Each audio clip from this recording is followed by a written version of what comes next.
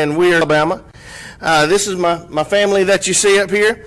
My oldest son and my youngest daughter were able to go on a survey trip, and usually this first picture has been my family. I'll show it later in the presentation. Has been my wife and I and my oldest son and my daughter. But the other two kids said, we're part of your family too. So I had to change the picture there. We will all be working together in Pohnpei.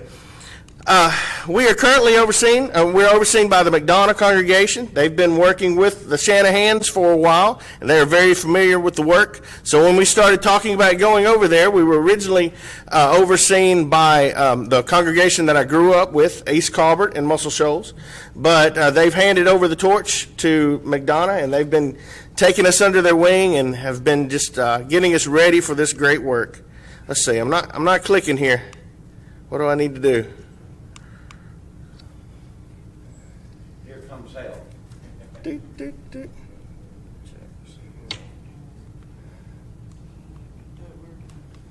There we go. All right.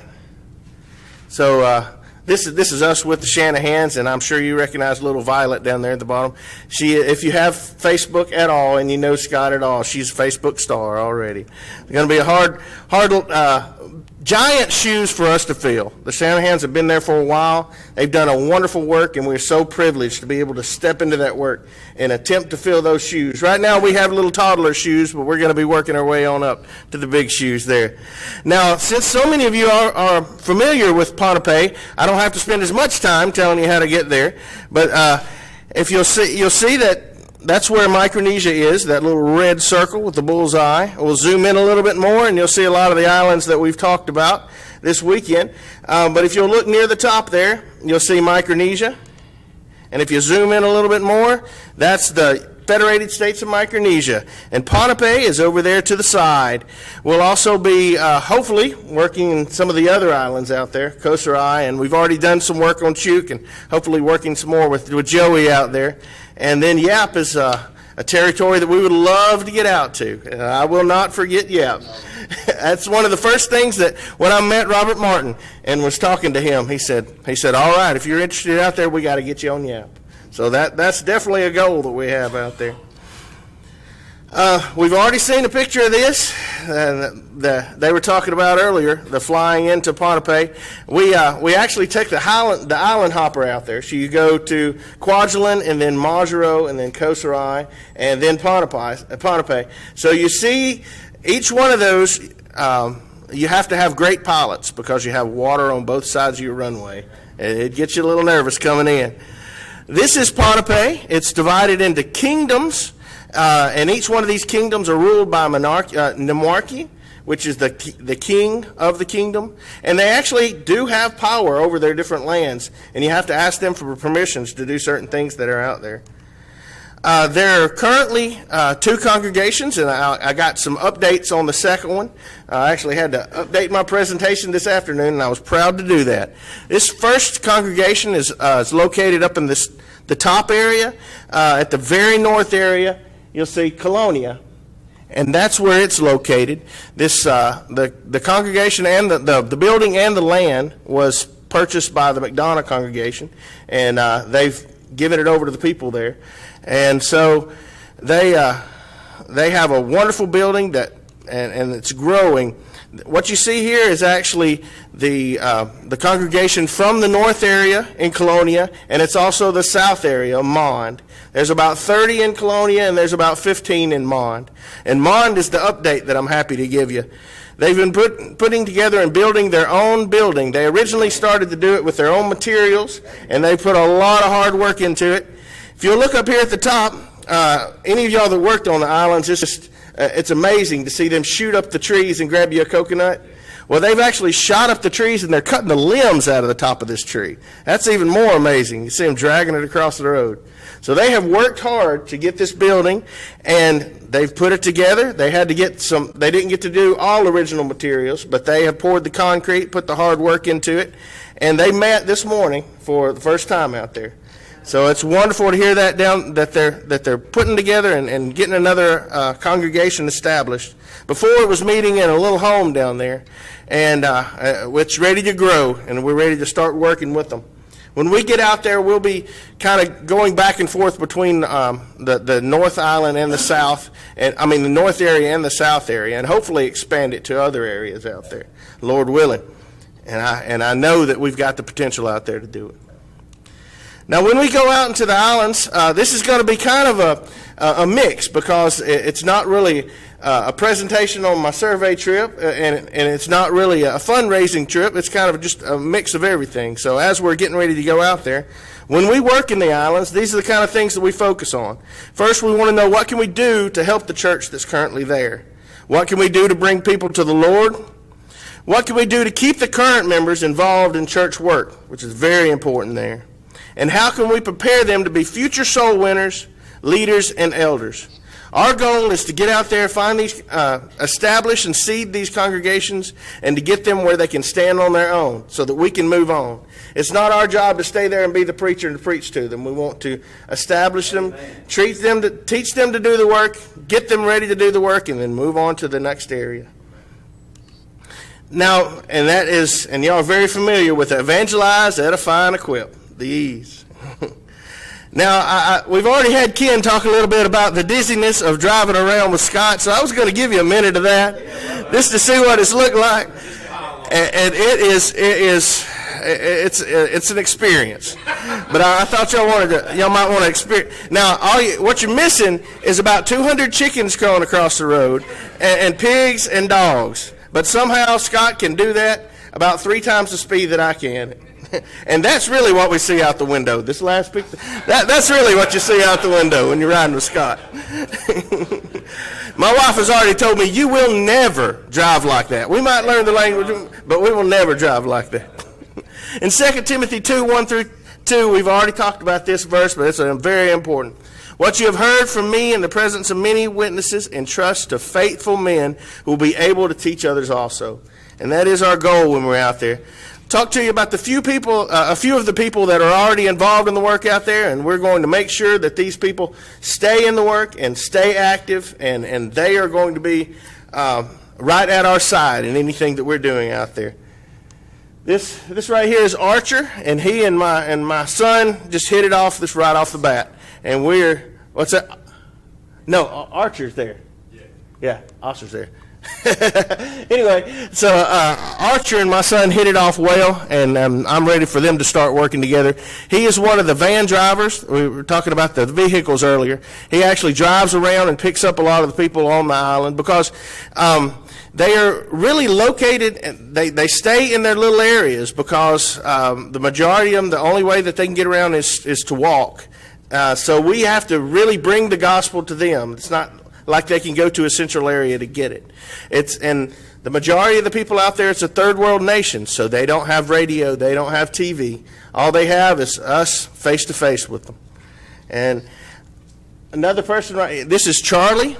Interesting thing about Charlie, when I was going out to start doing some Bible studies, I figured, everybody spoke Pohnpeian because you're on Pohnpei. So I carried Osser, and this is Osser down here at the bottom, and Charlie in the van, and I said, Charlie, you're going to be translating for me today. And he just sat there quietly, and he said, so what am I going to be doing? I said, well, I'm going to speak in English, and then you're going to speak in Pohnpeian and tell them what I'm saying. He said, I don't really speak Pohnpeian much. I said, well, wait a minute. So we learned quickly that there are 5 outer islands, and each one of these outer islands have their own language. So you can't make the assumption that anyone that you meet out there is going to know Pohnpeian. So we found that very quickly, but that can also be a good benefit, because now we have these people in our brotherhood that we can reach out to the outer islands with. And they already know the language, they already know the culture, and they already know us. So we're looking forward to doing that. Right here, you'll see a lot of people, and I saw some in your pictures, that they'll be very close to the Bible. There's a whole island of them out there that 95% of the people born on that island have a degenerative eye disease where they're very sensitive to light. You'll see them all over the island wearing sunglasses even on the inside. But they don't use it. They don't see this as it's just a fact of life. It's not a handicap. He was my translator the second week that I preached, and he did a wonderful job. He had that Bible right in his face, but he was ready for it as I'd read the scripture. We'll be working with two different groups out there. I know y'all know very much about Pacific Islands Bible College, and that work will continue out there. We'll still have people that are coming in and working with that, and I'll be teaching some of those out there. And we'll also have some of the World Bible Institute classes. Scott's been teaching those. They work out of the McDonough congregation.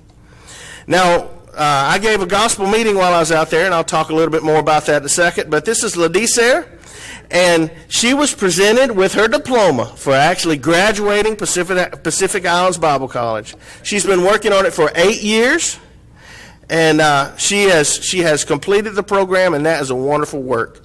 She is already ready to go. She's being trained to do Bible studies. She started working with her family, and then she's going out to others. Christy, she translated for Christy while Christy was there on the Bible studies and for the classes. She is ready to work, and we're ready to put her to work.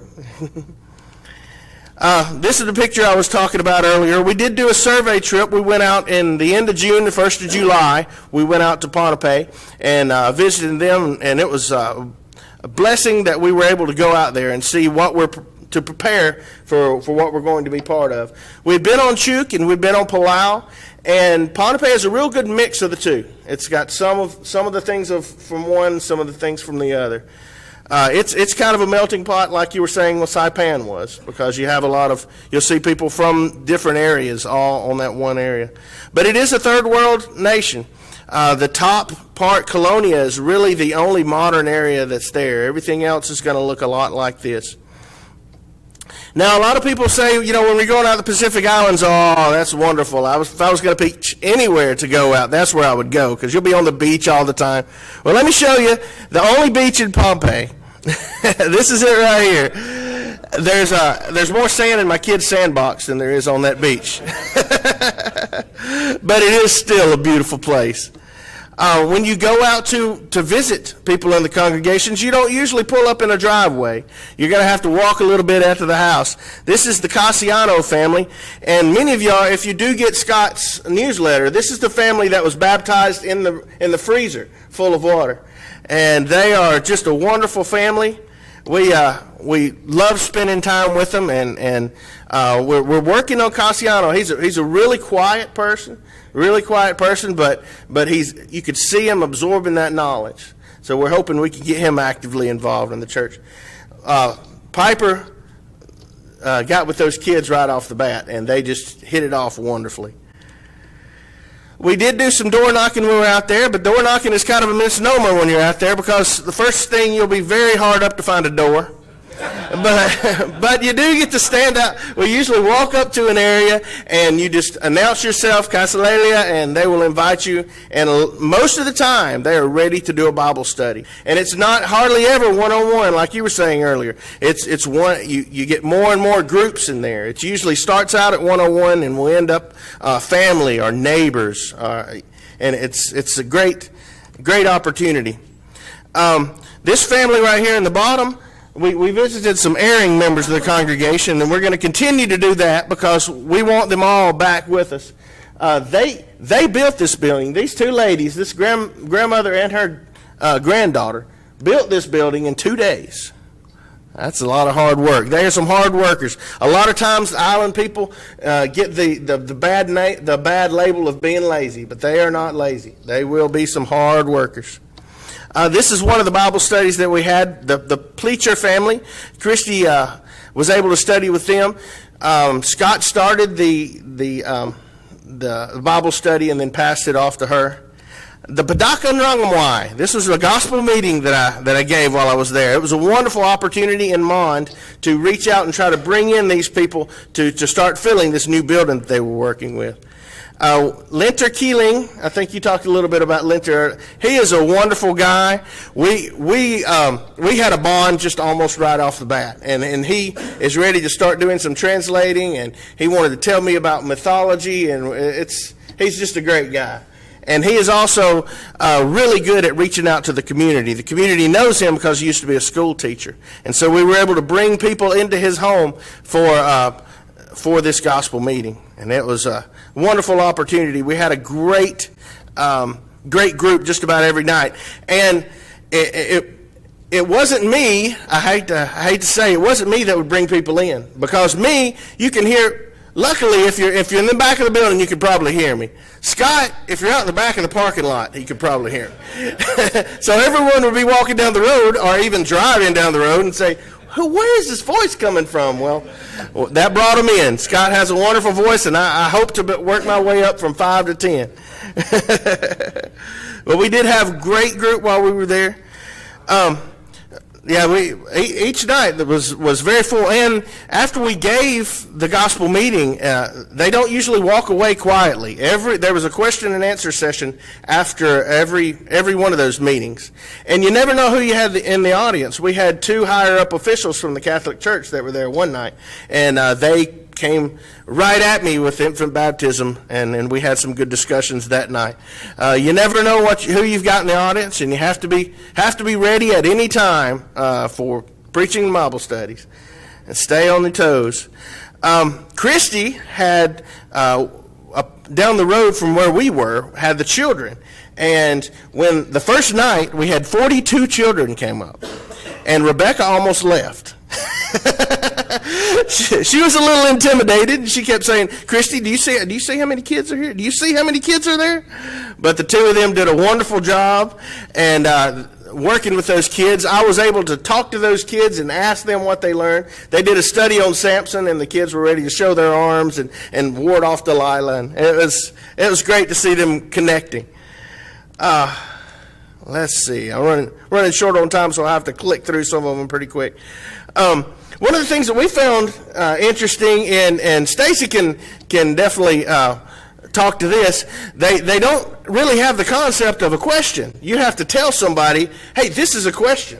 When you ask them a question, a lot of times they'll just stare at you. Even something like, "What is your name?" Well, you have to say, "This is a question," and then they'll answer you. Because if you don't, they just think it's a statement. So one of the first things Christy had to do is teach the kids how to raise their hand. Because a lot of them out there, they knew the answer, and she knew that they knew the answer, but they wouldn't say anything. They would just sit quietly. But when she talked to them about raising their hand, we had answers every night from then on. This is inside the congregation that I was fortunate to preach 2 weeks in the congregation and really get to know these people. This is our men's group while Christy was having a ladies' class. And Rebecca did the translation for Christy, and it was the first time she had ever translated anything that long, and she did a wonderful job. Real quick, when Spencer, like I said, Spencer and Piper went out with us, you never know what a kid has in their mind. You never know what they were going to expect. Spencer just knew he was going out to an island, and that's about it. And you never know when you carry teenagers if they're going to be actively involved or if they're going to passively watch. But he was ready from day one to get out and work. He went into that top area in Colonia and read to the children in the library. He was able to be part of their summer reading program. He got to know a lot of the children in the congregation. He was drafted by the Peace Corps to be a face painter. So we want everybody to know that I will be the missionary out there, but the entire family will actually be doing the mission work. It's a family group. And he gave a Devo the last day he was there, and we got such a feedback from those teenagers and preteens that they are ready to start doing the work too. They were excited that we can talk, we can lead singing, we can lead prayers. So we're going to be working with them a lot to get them involved in that.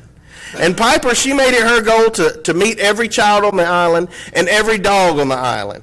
And I would go into a little bit more detail about the kids laughing at her playing with the food, but I won't go any further on that. I'll let that sink in a minute. But she did a wonderful job out there, and we are so ready to get the kids out there with us. This is the passing of the book. So we've talked about how well the Shanahans have learned the language. Well, they said that this book was the key that opened up that language, and they gave it over to us and said, "All right, we're passing the gauntlet off to you to get to work." So we've tried to get to work. We've got a long way to go, but we have great groundwork that has been laid out there for us. This is our home. We've already looked at a home out there, and it's being prepared for us right now, and we're just ready to move into it. Again, this is Micronesia, and this is the area that we'll be working. Philippians 4:16 through 17 says, "For even in Thessalonica you sent aid once and again for my necessities. Not that I seek the gift, but I seek the fruit that abounds to your account." Brothers and sisters, it's that fruit. That's what we're after. And the only way to get that fruit is to go out and sow the seed. So thank y'all so much for your time. Have a good night.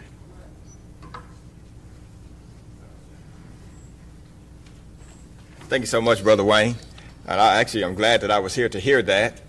And the picture that he showed, the new building that they built for the congregation, when we were there, we were worshiping in David's house.